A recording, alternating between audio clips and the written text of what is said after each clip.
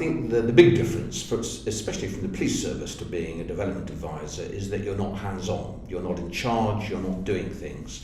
Many of the UK professions are quite action-orientated. People want to get things done and they have to get them done within a fixed timeline. And none of that applies when you're working as an advisor on development. I think one of the terms we get confused with is the difference between a practitioner and an advisor.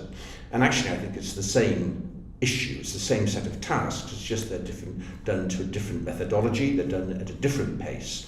And most importantly of all, you're not in control as an advisor. So as an advisor, you don't have the levers of power, the buttons to press that you might have in your own organisation.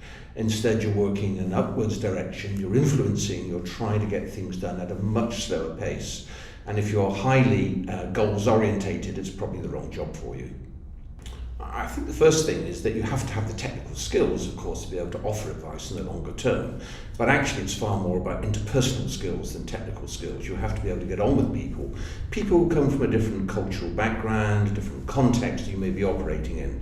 And therefore, you have to be helpful. And don't be in a rush. See how the system works, see how the different individuals interact together, and try and identify how you can be helpful.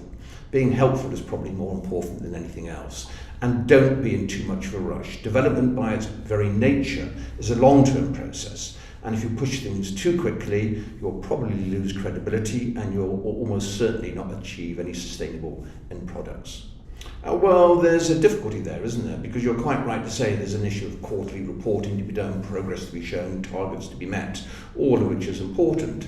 But actually what you're really doing is embedding yourself in a different institution, the one that you're normally used to working with.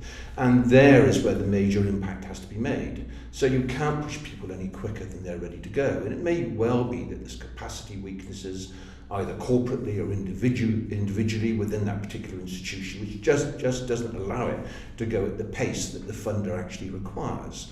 And therefore you act perhaps as a bridge, as an intermediary between the funder, between the people that you're working with. I think it's important to remember who pays your wages, which is almost certainly the international organisation, but it's equally, probably more important to remember who you're working with. And that means that you have to support the aims and ambitions of those institutions and those individuals and embed yourself with them. And embedding yourself with them means actually having an office on the same floor as the people you're working with, not sitting elsewhere, sitting with them on a day-to-day basis, understanding the cultural differences, understanding the difficulties they're confronted with, and actually beginning to have much greater empathy with their requirements as opposed to perhaps those of the funder. There is a slight dilemma there, of course. Well, I think the dilemma is in the target-driven world that we all now live in, much more so than it was when I started working on international development, meeting the requirements of the funder and going at the pace that allows for sustainable change within the host department you're working with. That's not necessarily easy, and I think it requires some nimble footwork occasionally, and it requires excellent communications in both directions. I think there's always a danger when you embed yourselves in a host government department of seeing things a little bit too much their way and forgetting perhaps what the funder requires. But on the other hand, if you turn that round the other way and only see it from the funder's point of view, then you're unlikely to develop the relationships that are required to enable you to have some form of influence. And I think, again, that's a sustainable change just won't happen.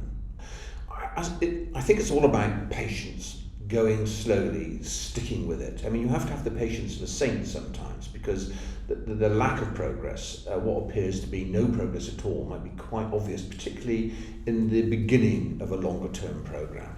And I have no other words of advice other than to say you have to stick with it and try and be as helpful as you possibly can. Bear in mind, if you're working with one particular institution, it might be the ministry or whatever, it's likely that that lack of capacity, the poor performance of that particular ministry or department is mirrored in all the other ministries in this particular country, in the institutions which are responsible for delivering services. And so it's not just you that are confronted with this problem, it's the entire country and it's the people of that country. And I think you just have to remember that development is a long-term process. Nothing happens overnight, and it's a long, long slog, and you have to be prepared for that. If you're not prepared for that, you're probably in the wrong job. Good people with high levels of capacity will always be found. They may be small in number, but I think without having any top tips, I would suggest that one of the important things to do is to protect them. protect them from being overwhelmed. And they can be overwhelmed from a number of different directions. They can be overwhelmed by their own government, because the own government will recognise and identify them as being useful people who can get things done. But also they'll be identified by the international community, who may put more and more responsibilities in their direction, and again they may be overwhelmed.